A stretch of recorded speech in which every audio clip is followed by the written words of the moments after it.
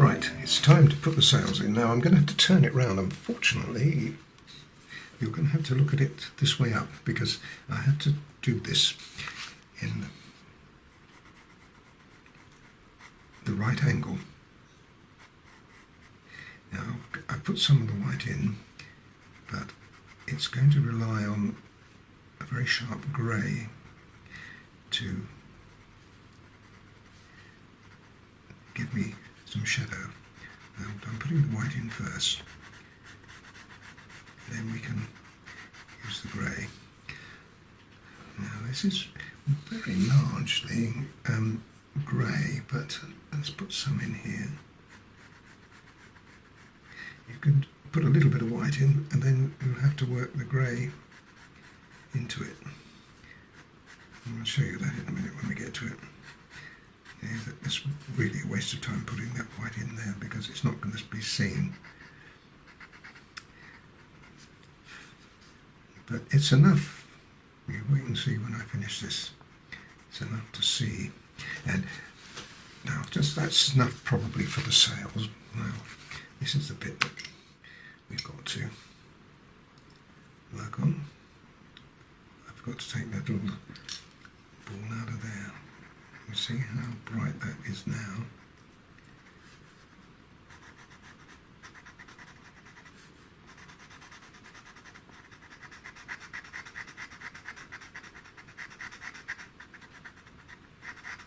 I've done a few windmills in my time.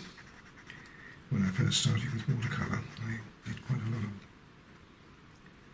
I've got a windmill local to where I used to live, and I painted it 2 or 3 times. And they always sold those pictures too, and very popular. But they're a bit of a nightmare. I mean, you imagine watercolours, even more difficult than pastel pencils is. Now I've got to put it in here. I'm going over that rail there because I put it in strong enough in the pencil so that I can see it. But we've still got a lot of shadow to put in here. And this is... But I've got to put the white in first. Right.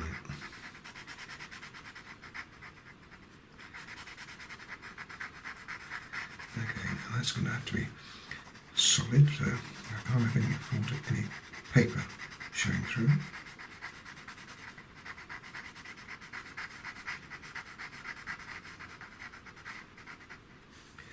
Right, that's it.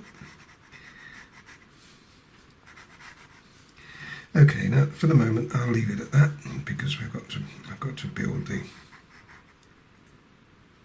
shadow in as well. But I've got to sharpen my grey up. I've got a very sharp 233 now. It's best to test it against something that is going to have a large area like this. So you can then go into the sail. That's what I would suggest you do. Practice, really.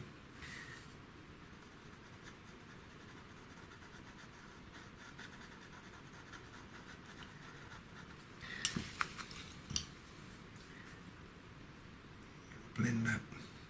I blended all this in with the ivory colour shaper. You see that works quite well. Make sure we got a nice crisp white on that edge. That's it. And here, in the next bit, and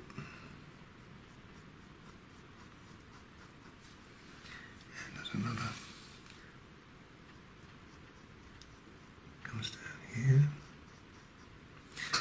And another. I'm going to have to turn this round, and I'm sorry this I'm losing you, but it's not very easy.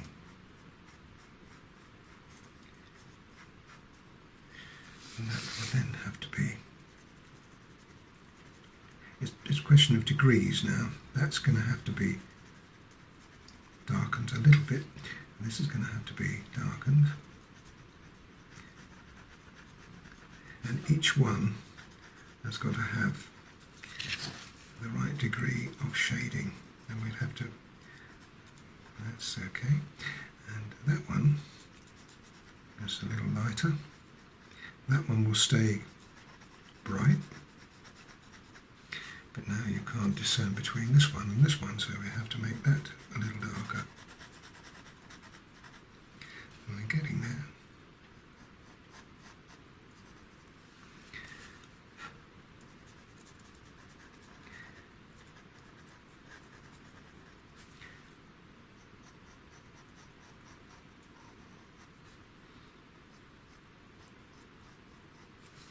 And we're making that just a little stronger. Now you see each one has got a very slight difference in intensity. Come back in with the white on there, nice and strong. And here,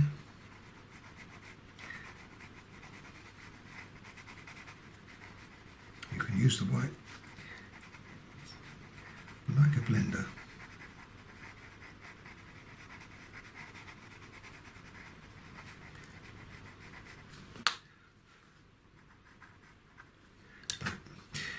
Here, same idea as that. You can do this 2 or 3 times until you get the right tone. And here will be a little lighter. And once I've done this, I'll look back on it and see what I think. I can also have some.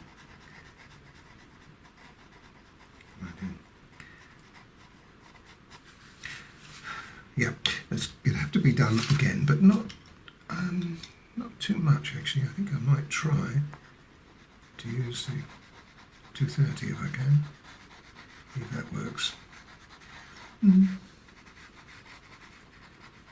I've still got that brightness, but I'm almost certainly going to need to have some definition put in.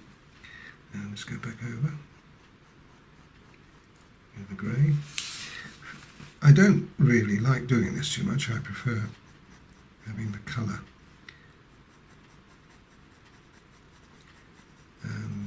shading rather. I've got away with that I think quite well. See if I can do the same here.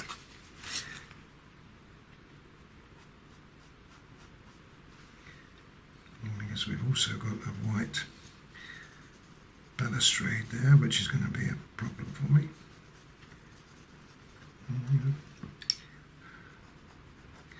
Enough perseverance and I think we'll be okay. Just a little more here.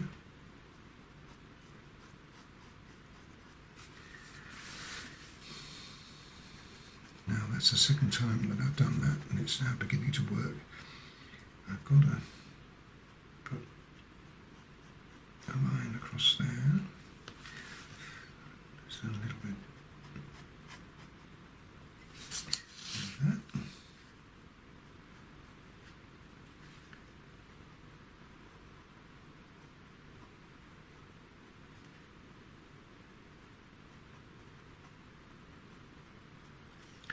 And just maybe just a smidgen of 181, just to put just a little bit of extra depth where it's needed. Probably down there because there'll be a shadow down that edge, and we could maybe, if we're lucky, make sure I don't lose you. I've pulled out because I know that I'm going to be turning this round. Now that works all right, doesn't it? Yep. Okay. Now that is giving me a good idea of what I'm going to be doing here. Now I won't narrate this. What I'll do is I will start the ball rolling and you can follow me. I'll try to get closer, actually a little bit closer, but try my best not to move it. But this is where we've got to start thinking about putting some shadow in. See? Like that.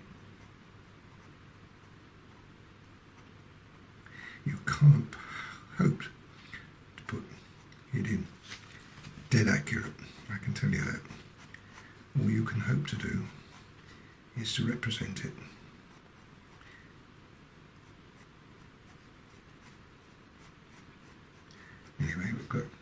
I've done a couple there. So now leave it with me and you'll see most of this done, and I'll have to sharpen this up again. But I think when you see it again, you'll be quite surprised at how well we've managed to sort that out. Bear in mind I've also got my 181 as well, just to give me a little extra, but it's going to be a toughie. But if we can put it off, folks, it's going to be stunning. This is where you can put the sails in, you see, and get away with it.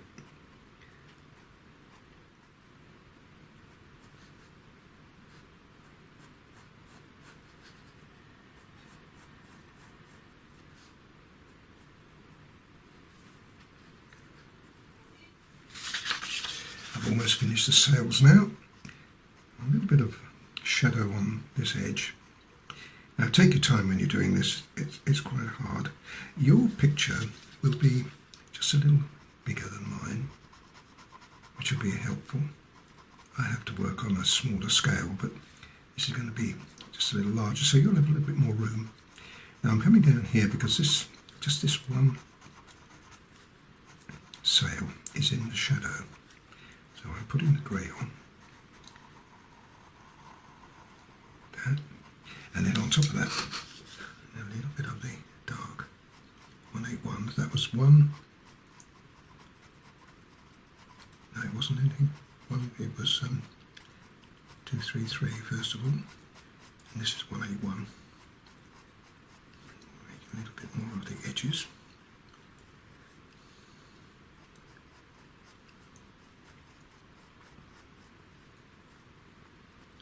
Right, can't do much at the moment over here because we've got a tree to worry about, and it depends on what happens there with that tree as to how I finish this off, but it's got to come down here on this edge, which again is in the shadow of the windmill, both sides. You won't do this without sharp pencils, folks, I tell you. Okay, and that one goes behind that one. Okay, now just to finish it off, I'm just going to use my, if you've got this, use it. If you haven't got it, you might find it difficult with the other colour shapers. The pointed one just gives you that little bit of edge there. And now just in here we need a little edge there, because that's going to be where the brickwork of the windmill starts.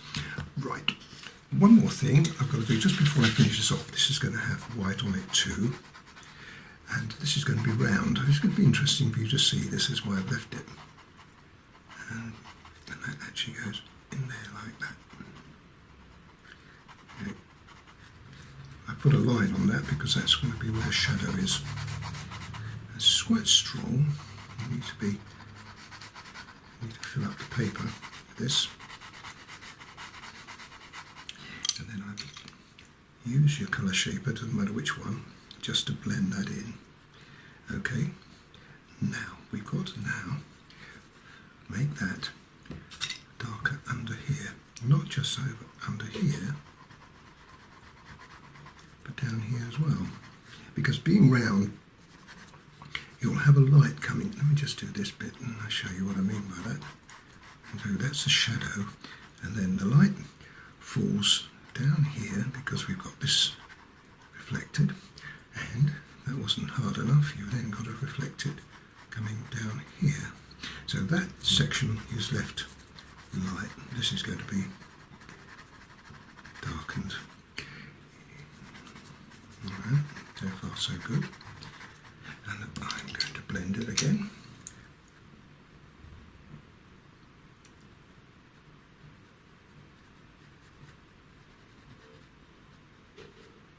And then I'm going to go back over it again, this time with the 181.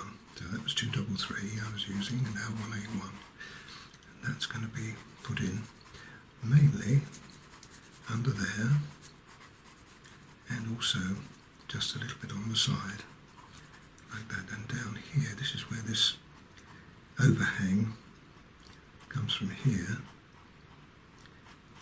like that. Whew, tricky, folks. Or what? But I think you get the message there.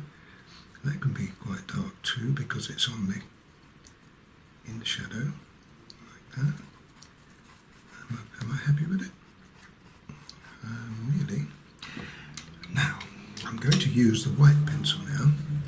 First of all, the white pencil goes back in there, which is where the shadow, the light is.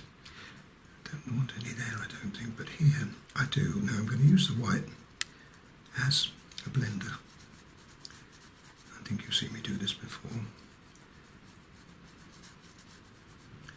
It creates a better effect than just blending it. Very, very light touch. You can see that I'm taking some of the pastel off there, like that. But you see how subtle the shading is. Now just under here needs just a little bit more because that's where the shadow is greatest. And also down this edge. It makes more sense down this edge, doesn't it? Just a little, fills it in a little bit, I think. Colour shaper.